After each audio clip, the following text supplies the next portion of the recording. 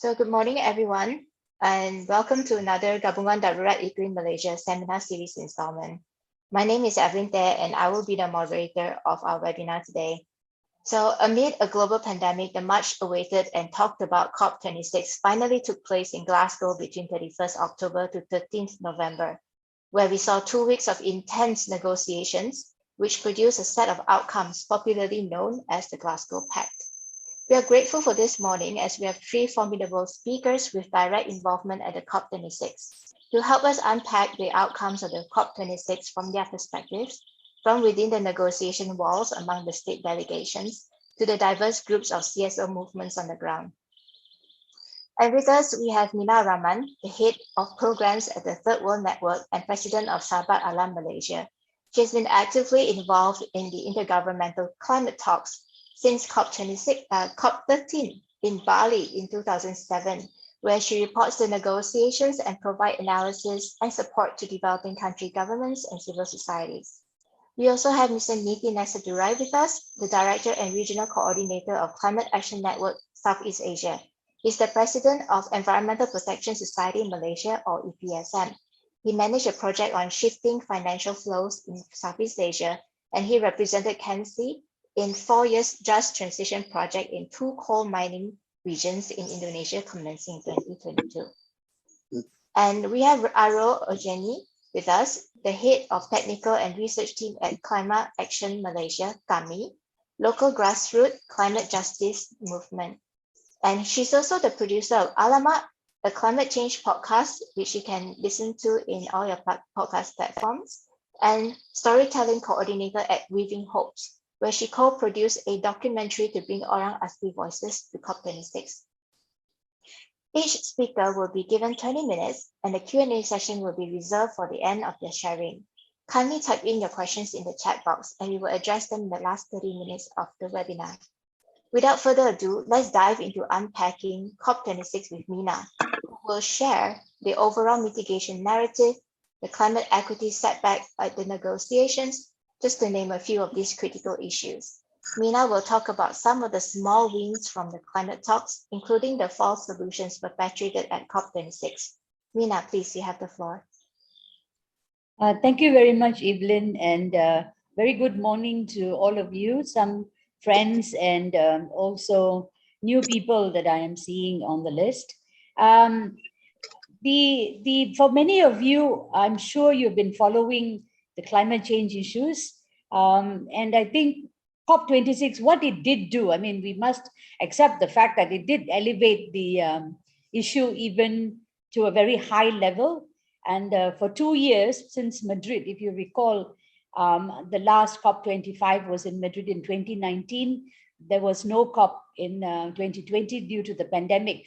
So the UK COP was seen as a big deal. Now it was the way it was presented was as if this is a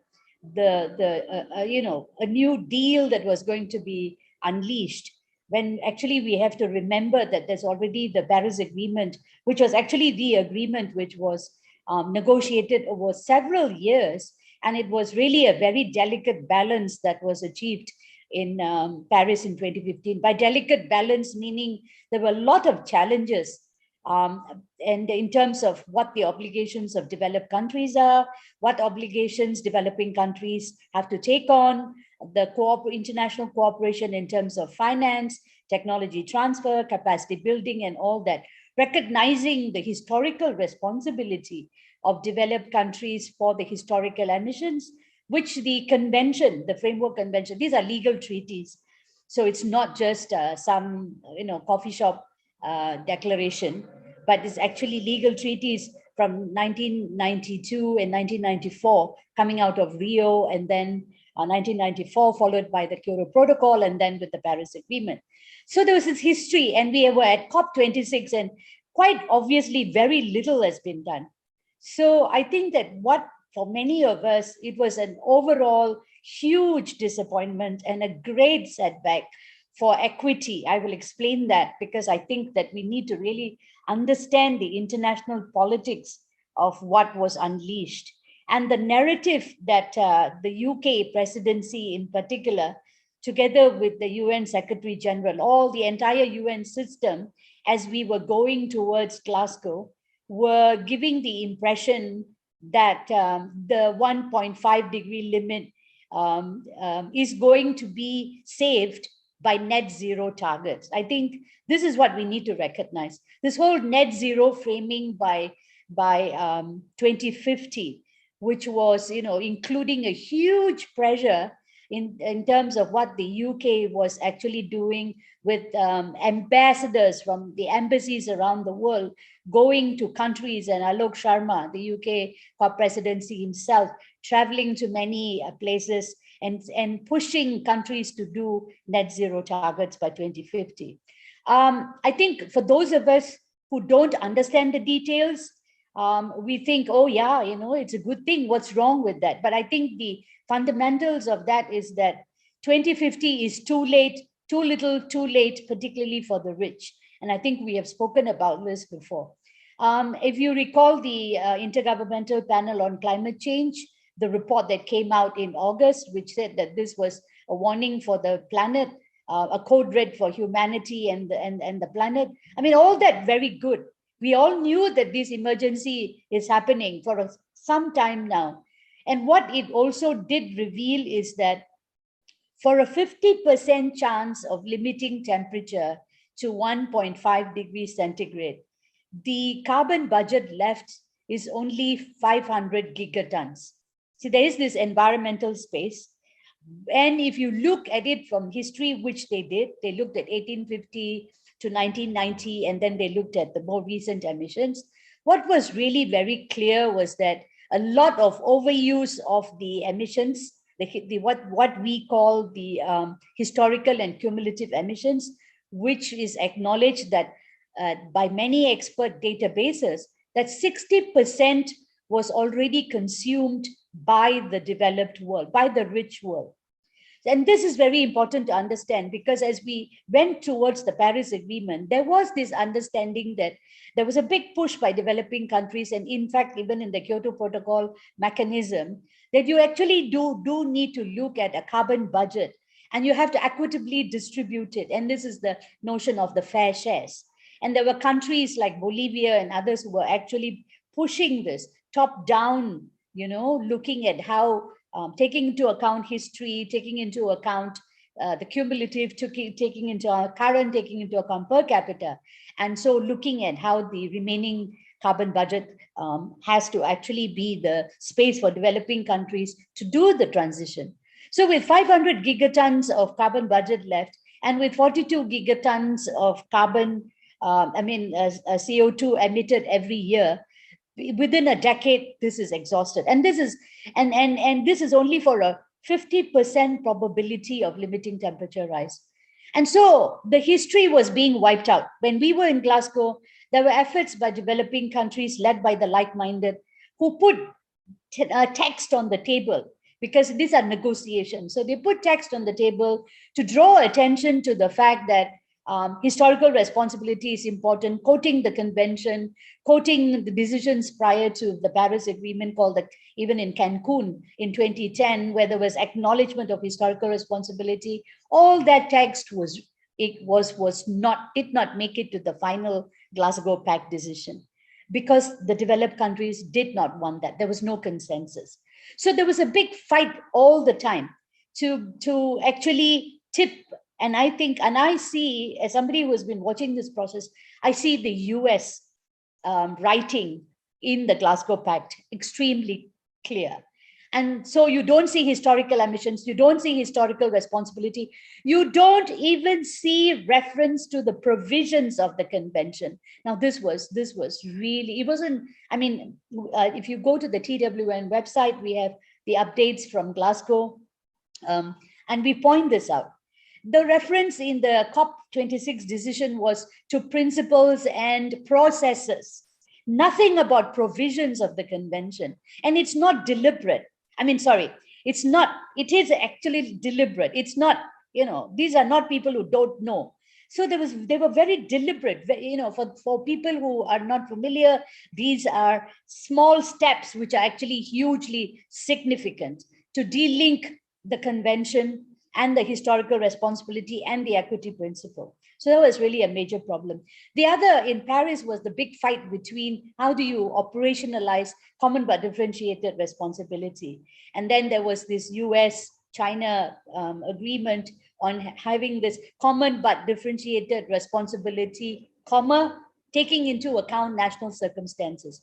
For those of us who follow treaties, this is very hugely debated because the means common but differentiated responsibility, taking into account differentiated responsibility was China's way of saying we have a common and differentiated responsibility, taking into account national circumstances mean we as a developing country, you as a developed country.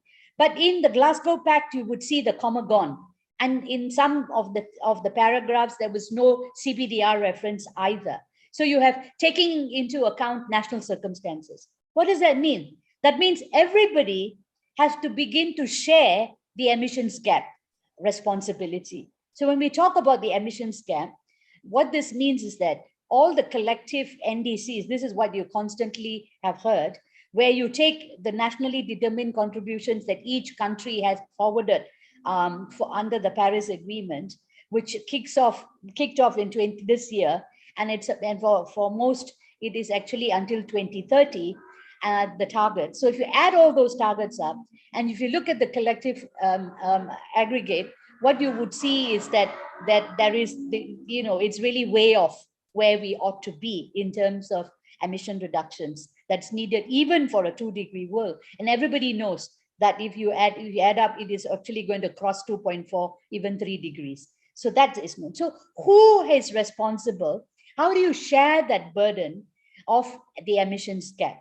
Now, when you remove history and cumulative emissions, it falls squarely. A lot of that responsibility falls on developing countries to pick up a lot of that, especially when developed countries do so little. So when you have net zero targets for 2050, and with the exhaustion of the budget within this decade, and you have developed countries continuing to expand fossil fuels. The big deal on all the telly was about China and India. But if you look at that paragraph, which was out of the Glasgow Pact, there is no differentiation between developed and developing countries. It calls on all parties to for the first time, yes, we acknowledge, first time in the history, you have coal mentioned, but it is unabated coal, and fossil fuel subsidies mentioned, and that was inefficient fossil fuel subsidies. So you're going to have a big debate. What is abated coal, unabated coal, inefficient, efficient? So the point is, why coal? In fact, India had proposed to say fossil fuels, all fossil fuels, but the developed countries refused.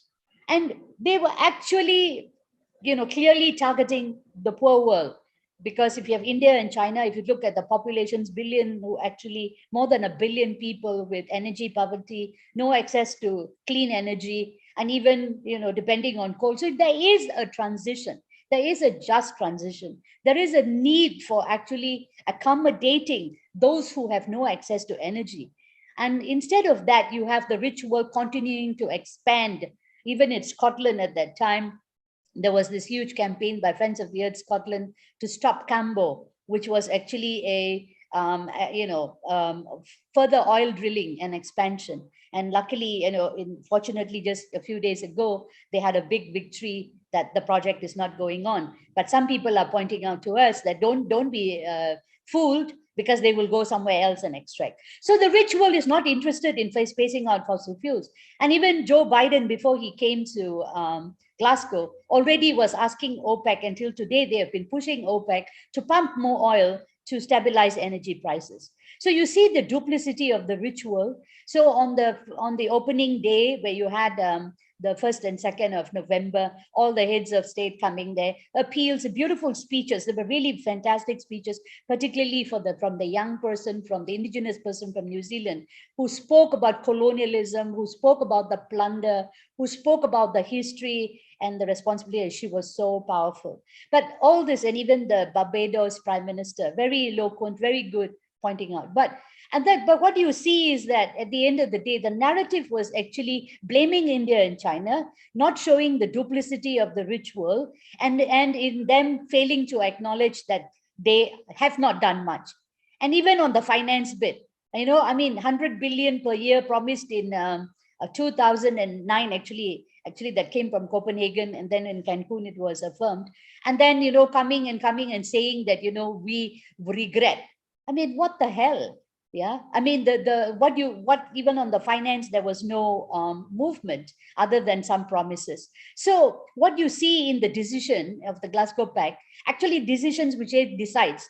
The others were urges, encourages, calls on, requests. But the real thing was actually a decision on a work program to look at and revisit the NDCs next year and to ask countries to ramp up.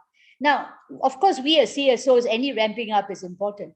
But when you're devoid of equity, you devoid of historical responsibility, devoid of the understanding that who's taking on most of the burden, and devoid of the fact that for many of the developing countries it's linked to finance and technology, this is really bunkum. And what we have seen over the last 2 days was that the UK, the European Union very clearly saying we are not going to revisit our NDCs. John Kerry very clearly said we are not going to revisit the NDCs. So who is going to revisit the NDCs? And who are they fooling? Yeah. And the worst of all is that, so you have this narrative of 2050, all countries go net zero, which is already false. Then you have the carbon markets, which was the biggest outcome in Glasgow, because they already agreed to this in 2015 in Paris, but the rules were not clear. So now the rules are there, and they still have a little bit more work to do next year. But essentially, it was a big deal for the carbon markets. So what they were planning to do, the rich world, as we know, it was about carbon offsets, carbon markets in the nature-based solutions. Now, there's no nature-based solutions mentioned in the paragraph, but it talks about forest and oceans. And we have talked about this before. We are not anti-nature-based solutions, but in the context of carbon markets and carbon forest offsets, that is the problem. And Switzerland, on the last day of the COP, I went back to the video, how this woman, the Swiss chief, talking about how she was so disappointed with the way India and China brought in face down and talked about the need to target the poor and so on. And she said, oh, she's so disappointed. But you look at the Swiss pledge, a lot of the Swiss pledge is actually carbon offsets. So what does carbon offsets mean? As we have covered this before, point being, you continue to pollute, you pay others to go and do the emission reductions for you, and it is in the developing countries. So the developing countries, on top of doing our own NDCs, we have to do more for the other side. And then we are selling our carbon credits, which for us, the carbon market itself is a false solution. This idea that you can continue to pollute while you plant a tree to suck, we have mentioned this again and again, that this is really a fraud. It's really a fraud that you're going to save the planet. So then, of course, Evelyn, how many minutes more do I have? Yes, Meena, please, can we have your final points? Okay. So about 3 minutes. Thanks. Yeah. Okay. So you have the finance, which was not met, mitigation, which was in the wrong direction and a false solution. Then the whole loss and damage. There were two other things: loss and damage and adaptation. Developing countries were pushing very hard for adaptation, the collective goal on adaptation. Now that's very important. It was significant that finally there was something on the global goal on adaptation that has to be elaborated, which is called the Glasgow Sharm el-Sheikh work program, because Sharm el-Sheikh is hosting the meeting next year. So that's important, because adaptation, how do you actually also look at the climate response in terms of the numbers, the indicators, to see whether, when you only talk about temperature goal, what about the goal on adaptation? So that's really very key, especially when the mitigation is so little now. Then the third pillar of the Paris Agreement, which is the loss and damage. So this was the saddest part of it all, where the US drew a super red line and said, we will not allow any discussion about loss and damage finance. So despite the unity of the G77 and China, until the last hours, there was actually some breaking of that unity. It was unfortunate. So what we landed was a dialogue. Now a dialogue, and then we are supposed to clap and say it's fantastic, yeah? So very, very tiny.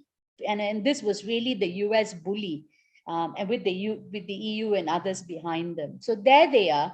Loss and damage which is very key for developing countries. Actually, if you really look at it, it's so sad. We shouldn't be having loss and damage. I was just reflecting on that. I mean, financing loss and damage. We don't want people to die, but they are already dying and they are facing the slow onset and the extreme events already. So Glasgow was actually for us a wrong direction. It's really a misdirection. And those of us who were there, we despite all the efforts before, unfortunate that it has managed to bring in the false narrative. So what we need to do is to actually redress a lot of it as we go on. Of course, we can talk about that more during the question and answer. So thank you for bearing with me. Thank you, Meena, for taking us into the fights behind the walls of the negotiation, and where we defend the justice for the developing countries. And you covered the doublespeak of the developed countries, and for initiating us on how the outcomes should be understood more critically in the lens of climate justice and equity, and also the need for just transition and loss damage, which is essentially putting money where the mouth is regarding climate finance. So up next with us is Nitin from Climate Action Network Southeast Asia. He will be sharing with us the role of COP in general, within and beyond, and the run-up and the significance of COP26, and how we need to take action at the national level. Nitin, you have the floor, please. Thank you very much, Evelyn. And yes, I was enjoying listening to Meena giving the insights. As an insider, has the privileged position of being in the meeting halls where the negotiations are taking place. And I'd like to give a perspective from the position of an observer, a civil society observer, from the outside looking in, and sometimes on the inside as well. So my first point is to just give a very brief reflection on the COP process. And we have COPs, we're now 26 COPs. And, we could categorize it into two different types of COPs. One is the technical COPs, where they come and it's procedural, they're going through technical matters. And then one is a decision COP, or a COP where there's a moment where something big is going to happen. And COP26 was one of those COPs. So if we look at the past, we've had sort of decision COPs at Kyoto, COP3, 1997. Then we had Copenhagen, COP15 in 2009. These were all the moment COPs, the decision COPs. And the run-up to Copenhagen was very much built, was very much, the narrative was very much similar to Glasgow in that it was Copenhagen, and it turned out to be Dopenhagen because it failed. It was disappointing outcome. And then, of course, we had Paris, COP21 in 2015. We came out with the Paris Agreement, euphoria. Yet, in a way, the euphoria was dampened a few months later when the UNEP came out with its GAPS report and said that actually all the national determined contributions by the countries which had been submitted prior to COP21 would lead to an increase in temperature of 4 degrees C.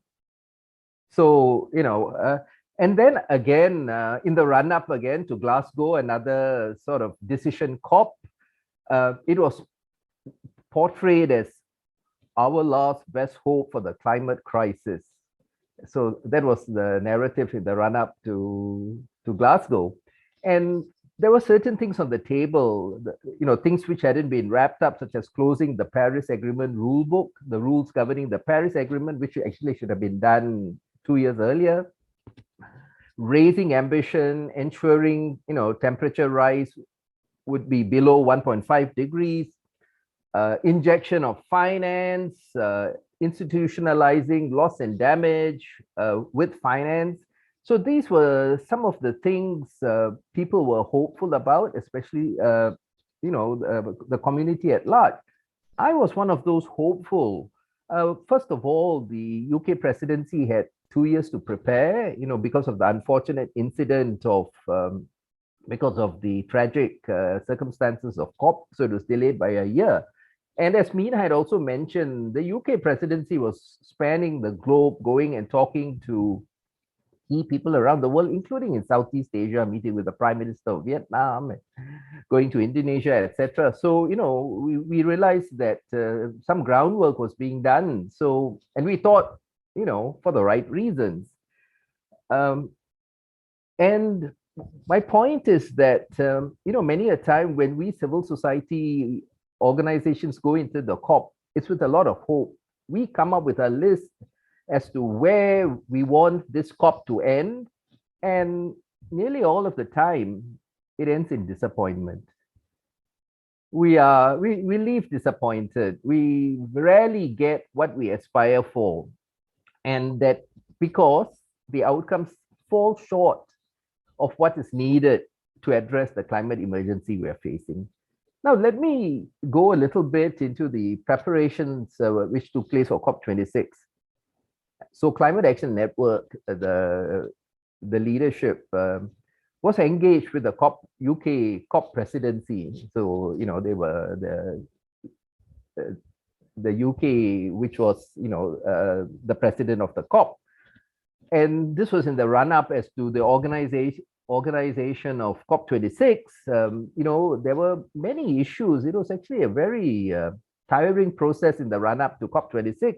There's the issue of COVID, and then relating to the vaccine apartheid, where some countries had vaccines, others didn't. There was the prevalence of COVID. There was the discriminatory rules. The biggest, one of which was, if you have AstraZeneca made in China and Europe, it's accepted. If you are AstraZeneca made in Thailand, it's not. Or in Thailand and Japan, this was the weird things which were popping up day by day. That if you're vaccinated, you cannot, you still have to do quarantine, no quarantine. We have to go through all of this. And one of the things we always expressed to the UK presidency was, should we still go ahead? And we were always told, this is going to be a physical COP. We are going ahead, and it's going to be the most inclusive COP. So, yet, on arrival, after registration, going into day one, when the plenary was going on, when we went to talk with the secretariat, we were told that there are 4 seats available for civil society constituencies representing almost 2,000 organizations or more. You've got 4 seats in the plenary hall. And the reason, social distancing and health security. So that was, our numbers were restricted immediately. And then how do we follow the meetings? We've come all the way for this. Follow the meetings virtually on our platform. And we could have done that from Kuala Lumpur or wherever, in Maputo, in Mozambique. There was no need to come all the way to Glasgow to be told what. And the thing is, the platform was volatile. You could, you got kicked out, and many of us were in facilities where the broadband was not. So we stayed back in a hotel room to watch it. A hotel did not have the best broadband internet either to watch it. So that happened. And then another thing which happened is, because there were so many civil society organizations coming and saying that we want to go in and we want to attend these meetings, the secretariat actually gave the telephone number and email address of the executive director of CAN International. They said, you talk to her. She's a civil society representative, sort of inappropriately giving out a private telephone number. So Tasneem Essop is getting calls from distressed individuals who have come from the sort of remote corners of Brazil and other parts of the world, saying that we wanted to come, we raised all this money to come here, we wanted to come, we want to sit in the plenary hall, we want to talk with our negotiators, we want to influence the outcomes, we want to tell them what we are facing. It's like, oh, sorry, you can watch it virtually. And then they were like pleading, can you get us in? Can you give us a place? We want to go inside. We've come all this way. So that was really very tragic. then and so there were so many other things, and some of you may also seen an article in the Guardian where the activity of CAN to award fossils of the day. First fossil of the day went to the UK presidency. And even a British friend of mine who's a media representative who's attended all the COPs, when I asked her, what do you think of this COP? This is the worst COP ever. And in a way, you might say, oh, it was COVID, it had little to do with COVID. We were double vaccinated, we had PCR tests, we had to take lateral flow tests every day. We were safe, we had to mask within the venue. There was no excuse not to allow us to participate actively and to enter the meeting halls. And we had no meeting rooms for us to meet. CAN meets usually at, the climate action meets at 9, at 2, at 6. Sorry, no meeting rooms. We're not encouraging. We want to discourage close proximity gathering. So these were all the frustrations. Now, this also had little to do. So now the other point I want to bring up is the demonization of China and India in particular.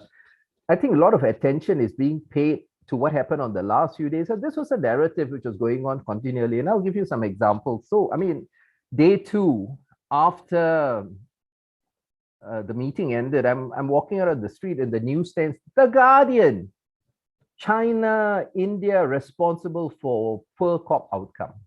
The Guardian, which we use as a point of reference many a time. Now, also watching the discussions going on television by the so-called experts and negotiators from EU or UK primarily, that, addressing climate change really depends on what happens in the capital cities of China, India, and Southeast Asia. That's where the difference is going to be made. I'm like, oh, really? And even when the foreign secretary of the UK is being interviewed by a BBC journalist, she's asking her, does addressing climate change mean that we have to buy less products from China and manufacture them here in UK itself? So this was a narrative which was going on throughout the 2 weeks, fair share, equity, no, no mention of those words. And of course, palm oil is liberally mentioned as well. And of course, while not mentioning livestock production, not mentioning soya, it's always palm oil. So there was no reference to fair share, equity, or per capita. So what gave me hope was all the rallies, the people protests, which happened on the first Friday, the first Saturday, massive 100,000s plus. And then on the last Friday, where a people's assembly was held at the same time in parallel to the closing negotiations, because we are like, this is an unreal world. This is the real world with representatives from the indigenous people, vulnerable groups, disabled, they were all there. And that was like the most powerful moment of the COP. Now, and the point is, we are not going to let this elite group of people sitting in a room determine our future for us. We are going to have a say in it, and we're going to say it loud, that you're not doing enough. So for me, that was the most heartening. So now, what does all this mean? So looking forward as I, drive towards my conclusion, is that we need to take what happens at the global level to the national level, because ultimately where the difference is going to come is the actions being taken at the national level. So I'm speaking here within the Malaysian context. So 2 days ago, there was a meeting on the nationally determined contributions called for by CASA, Ministry of Environment and Water. And, it is also part of a capacity building exercise, they called it. And they came up with a laundry list of things they want to do. They came up with a rationale for the NDC, and these are the things we're going to do moving forward. So the point I'd like to make here is, how do we as civil society strategize to enable the highest levels of climate ambition and action at the national level in Malaysia? And I think this is what we have to prepare for. And before I go into what CASA has listed as what it wants to do, I just wish that, when they made the decision on that we're going to go for greenhouse gas emissions intensity reduction instead of absolute emissions cuts, or when they decided to take out the component of international support and said that we're going to do it alone, I wish they had consulted us. They said, oh, we had a discussion and we came that we are going for intensity and we don't need international support, only for the Prime Minister now to come and say like, oh, we'd like to do more. We hope we get international support, when you have said we don't need international support. And you can't go down, like you can't say today, this year, like, okay, no need international support. Then next year go and say we want international support. Not going to happen. So, I wish they'd asked and consulted. And this is something we must make sure that they do in future. Now, these are the things they want to do going forward. It's very ambitious. Revision of National Climate Change Policy, development of work in the National Climate Change Act, NDC Roadmap and Action Plan, National Adaptation Plan, long-term low-emission development strategy, guidelines on international voluntary carbon markets, carbon policy pricing, and domestic emissions trading scheme. And we can already see that the carbon markets are really taking a lot of attention. We know the land deals happening in Sabah seems to be in very controversial situations. I only hope, I wish that they also add just transition into this, because as we talk about the phasing out in oil and gas, much as we will say that, oh yeah, we're going for net zero emissions and continue to ramp up the activities of Petronas or which other petroleum companies there are, the market's going to close down. And the sooner we start thinking of just transition for those in the oil, the gas, and the coal industry, the sooner we start thinking about what happens as these industries phase out, the better. So my concluding point is, let's ensure we collectively work together to get our inputs into all these area of activities and make sure that we get the best outcomes possible. With that, back to you, Evelyn. Thank you, Nithi. That's very excellent for walking us through the multiple challenges faced by the CSOs leading up to and within the COP26 itself, and the comprehensive breakdown of the role of civil societies and how we can collectively hold our government accountable to the many pledges they have made and the plans as you have listed in that laundry list towards achieving our nationally determined contributions. And of course, the urgent need to start focusing on just transition in Malaysia. Again, I would like to remind the participants that you may post your questions in the chat box, and we will do our best to address all of them at the end of the webinar. So next up, we have Aroe from Klima Action Malaysia to share on how COP26 was through the youth's eyes and how they mobilized and how they felt about the climate talks. Aroe will also share about the Weaving Hopes project and their involvement with the Fossil Fuel Non-Proliferation Treaty Press Conference. Aroe, over to you. Thank you. Thank you so much, everyone, for having me. I think I'll share my screen. I'm just going to share some pictures, so it's not going to be heavy or anything. But yeah, I would just like to start off that I basically work together with Fridays for Future. I think everyone is familiar with Fridays for Future movement. So that's how kami got one of our team members to access the Blue Zone and basically go around COP. And when we came in, we had pretty low expectations already. We were kind of preparing ourselves and we didn't want to go back home disappointed and not continue our work. So we came in pretty prepared with low expectations. I think, yeah, it has to be like that. The mobilization with Fridays for Future, I was working with Fridays for Future MAPA, most affected people and areas. So the mobilization wasn't just during COP or before, like a few months before COP. It started since last year and the beginning of this year. And I think everyone has seen the climate strikes that we have done throughout this year. Can you see my screen? Yeah. Yes, Aroe. Yep. So that's the picture, right? Yeah. So everyone can see the picture, right? Okay, cool.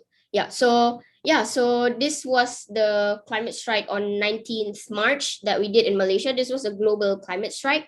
So This was organized by Fridays for Future, and Malaysia participated as well, and we protested in front of Tugu Negara. And then after that, we also had the climate strike on 24th September, and then another one on 22nd October. So this was a global climate strike. So it was a constant mobilization throughout the pandemic. And as you know, during when we were in Glasgow on 7th November, on 6th November, we also organized with the People's Summit, with COP26 Coalition, and also Fridays for Future. This was our Malaysian friends at the protests. We bought some Darurat Iklim, Kot Merah. So that's that, some pictures. And we also mobilized together with a lot of youth groups in Glasgow, climate justice groups in Glasgow. So they help us provide space to do arts, provides some space for us to discuss and so on. But it's quite limited, which I will talk about it later on. So we shared spaces together, and this was during the 7th climate strike. I think this was around 100,000 people attended the climate strike, and this was the banner, one of the banners at the front line of the Global South strike during that day. So it was in Malay, on purpose. And so these are all Malaysian students, and on the right you can see these are our friends from the Philippines, and some indigenous peoples also joining the strike. So before COP26, so leading up to COP26, since Fridays for Future is not, it's decentralized, everyone has their own groups in different cities, in different countries. We try to build our own capacity by trying to understand climate finance, by understanding what COP26 is. So we really tried hard to build our own capacity. So we did like workshops related to climate finance. We tried to understand what climate debts are, debts in countries, developing countries. We learned about loss and damages. We also exchanged information with our friends who have gone to COP, and we built this kind of support group of what to expect at COP, what's going to happen at COP, because all these other friends in the global north, they have gone to this COPs, and they're trying to support friends from the global south who are coming for the first time. So we try to help each other in terms of providing housing, clothing, because it was a bit cold there, and also food for our friends. So we did try to build our own capacity. We did workshops online, but after COP, I realized pretty soon that we were not ready at all. As Fridays for Future, as a group, we were not ready at all, especially on the security side, because we did not expect that the press, the people inside the blue zone in COP, they would be that aggressive. So we did not expect the physical terms of it, because we were all organizing online, right? And we did not expect the security side to be that. And so this is one of the pictures inside of the blue zone, organized and basically an action organized by Fridays for Future. I think if you ask people that went to COP, they always tell you that this COP has been not accessible. It has been really weird, because it's so hard to get in, it's so hard to access rooms, it's hard for people to understand what's really going on, and you cannot really talk to negotiators or meet negotiators from your countries and so on. So it's basically really hard to access. And considering all of these people, my friends that you see here, this is their first time going to COP. So it's really, really overwhelming. And I think Nithi mentioned just now how people could not access the rooms, so they had to access using internet outside in their hotels and so on. So what happened was that in the chat room, in our support groups, everyone was not trying to get in the room, but everyone was trying to find extension cords, find places to charge their laptops, because we had to access the negotiations, right? But we could not get in, so we had to access through our laptops. So everyone was just like struggling where to charge the laptop and everything, even though the negotiations are just, on the other side of the door, which is just really weird. And yeah, but the system is designed to keep people out, especially this COP. It has been designed like that. And yeah, and the youth, most of the youth were not given space to organize. So yeah, they try as much as they can to block us to organize or discuss stuff in the blue zone. So it's really hard. So we had to discuss everything in the chat, or yeah, in other spaces outside of COP. And it's not easy to, it's not like a door that you can come in, come out out of the blue zone, because you had to go through like rigorous checking, and it's really hard to access. And yeah, of course, as usual, the youth always get these threats of debadging if we do, you know, naughty stuff. And yeah, and another issues that our friends brought up was about how the blue zone is always overcrowded every day. And yeah, it's one, it's not safe, and two, it also gives a lot of anxiety attacks for our friends, you know, who are going in for the first time, and then with press very aggressive, asking questions yeah, without consent. And yeah, it's really overwhelming. And you know, as a friend who's seeing from afar, it's just really difficult to hear that. And we know that the COP26 started off on a wrong note, because the climate finance for the 100 billion climate finance was pushed to 2023. And we know that out of that 100 billion, most of it is in form of loans. So it will push, you know, vulnerable countries into more debts. And this was yeah, so this is one of the actions. And yeah, this is one of our actions when Obama was coming. So we told them to show us the money. So this is related to the 100 billion finance narrative. Yeah, so this was one of the peaking times when press was really aggressive, asking questions, being really pushy. And most of the people that you see in the pictures here ended up getting anxiety attacks, and they had to leave the area because yeah, we couldn't take it. Yeah, this was also one of their actions to keep 1.5 alive. So on their hands, they drew like an eye. So we're basically watching you all, and they wrote 1.5 on their hands. This was outside the negotiation zones as well. And yeah, so our Kami was also involved in the writing a letter for the youth fossil fuel non-proliferation treaty. So this was the press conference. And if you know that the fossil fuel treaty is supported by 101 Nobel laureates. And yeah, so basically the demands for the youth is to end expansion of any new oil, gas, and coal production, phase out existing production of oil and gas and coal, and to keep 1.5 alive, and ensure a just transition, especially for vulnerable countries. And on the panel, by the way, I wasn't on the panel. This is our representative, Haley, who was on the panel.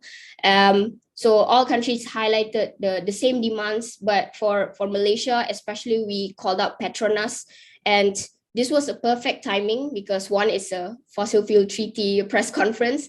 And second, this was also when the news came up about the carbon, what was it again? The carbon market that happened in Sabah, the carbon deal that happened in Sabah, and how the orang asal in Sabah were bringing Petronas to court because of environmental destruction and oil and gas and so on.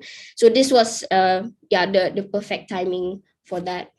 And what else? Oh yeah, so no more pictures. But yeah, so after COP26, I realized that we still have to do a debriefing for the youth. All of us are burnt out to the ground, like literally. So we're still waiting for a debriefing for our internal team for Fridays for Future. But we realized pretty soon after COP that the youth there were pretty much tokens as usual.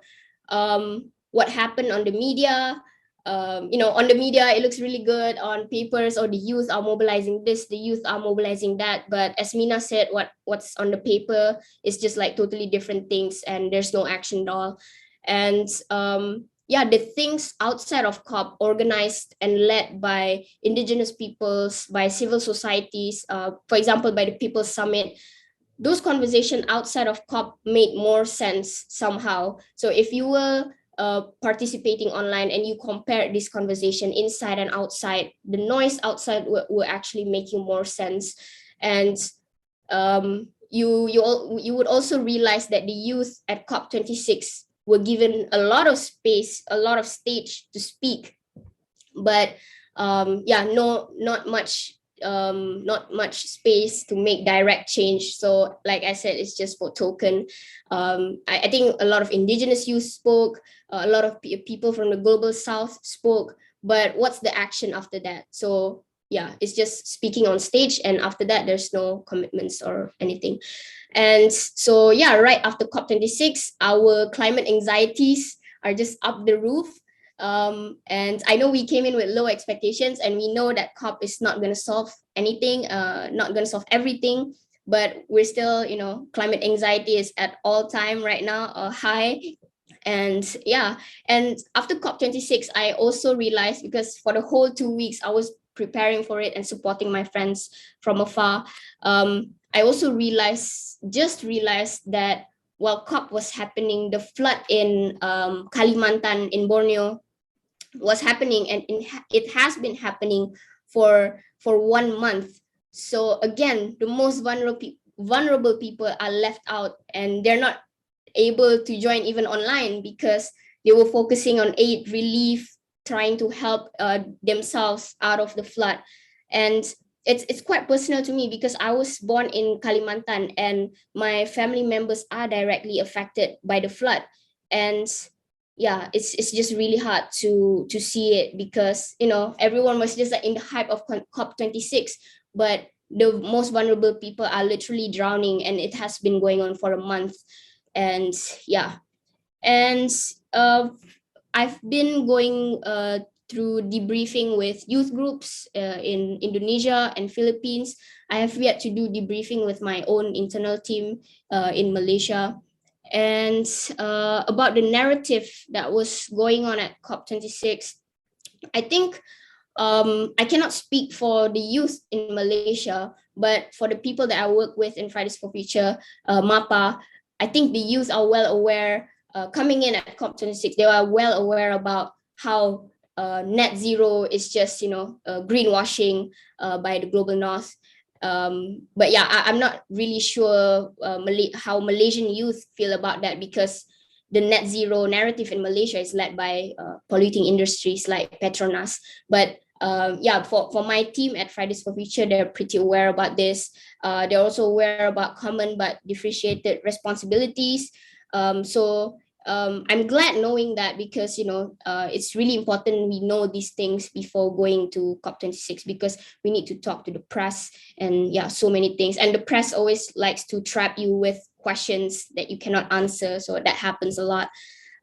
We also acknowledge vaccine inequity, because a lot of our friends could not come to COP26, could not even access the negotiations. There's also a lot of conversations about decolonizing the climate narrative, but unfortunately, this narrative is not yet talked about in Malaysia. I haven't found anyone yet that talks about it, at least for my youth friends, among my youth friends. But this was a narrative that was brought up constantly during COP26 among Fridays for Future MAPA members. And of course, we know that COP26, any COP is not going to solve all problems. We need to develop different solutions. We cannot rely solely on COP. And also concluding notes, there was a lot of voices from the women and gender constituencies was strong. And about pledges, we know coming in that pledges like the methane pledge, the deforestation pledge, even though it's signed by a lot of countries, we know that these high level pledges don't translate to implementations locally. So I think that it's really important, because when these pledges were signed in Malaysia, everyone was celebrating. It was trending on Twitter. Everyone was talking about it. But the deforestation pledge has been done before in New York in 2014 and it failed. So what's the difference with this now? And so I think it's really important that the Malaysians youth know about this as well. It doesn't mean implementation when you sign these things. And yeah, lots of things still need to be done in Malaysia in terms of raising awareness and educating the youth. So yeah, I'm not sure if I missed anything. Let me check if anyone, but yeah, that's basically it from me. Thank you. Thank you so much, Aroe, for walking us through COP26 from the perspective of the youth groups, which are a vital part of the campaign for climate justice and real climate action. And it's unfortunate to hear about the multiple challenges that you guys went through, coming to the realization that COP was designed to keep people out, and the heavy policing and patronizing treatments towards youth groups. But it gives us hope that youth are really rising and taking their place at the table and keeping countries accountable. So we have come to the end of our session, and it would be great if we could give a round of virtual applause to our speakers for generously sharing their assessment and their reflections at the COP26 debrief. And we certainly hope to have this conversation in GDIM and form strategic collaborations among the CSOs and individuals to collectively push and pave the path for real climate action in Malaysia. I guess that is all for today, and which is also the final webinar in GDIM seminar series for this year. Thank you again to all the speakers and participants for staying until the end, and be safe and well, and be vigilant as we're still living in the pandemic. Take care.